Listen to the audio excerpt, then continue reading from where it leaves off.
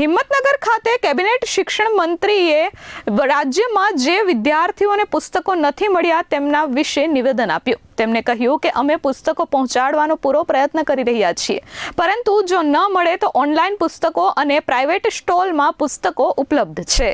હિંમતનગરમાં BJP દ્વારા પ્રબુદ્ધ નાગરિક સંમેલનનું આયોજન કરવામાં આવ્યું હતું, જ્યાં કેબિનેટ શિક્ષણ મંત્રી પણ ઉપસ્થિત રહ્યા હતા। ત્યારે શિક્ષણ મંત્રીએ શિક્ષકો અને શિક્ષણ કાર્ય અંગે પ્રશ્નો કરતા તેઓએ બચાવ કરતા હોય તેવા દ્રશ્યો સામે આવ્યા હતા। શિક્ષકોના પેન્શનના મુદ્દે, શિક્ષકોના નિવૃત્તિના મુદ્દે અને હાલમાં જ જ્યારે શાળાના વર્ગો શરૂ થઈ ગયા છે ત્યારે વિદ્યાર્થીઓને પુસ્તકો ન મળ્યા હોવા અંગે તેમણે નિવેદન આપ્યું છે અને સબ સલામત હોવાની વાત કરતા નજરે પડ્યા છે। આપણને 1 થી 8 ધોરણના બધા જ પુસ્તકો બધી જ સ્કૂલોમાં મળી ગયા છે અને બાકીના જે છે એ પુસ્તકોનું વિતરણની પ્રક્રિયા ઓલરેડી ચાલુ થઈ ગઈ છે।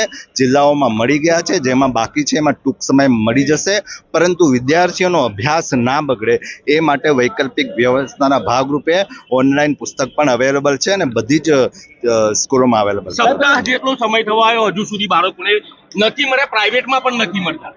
પ્રાઇવેટમાં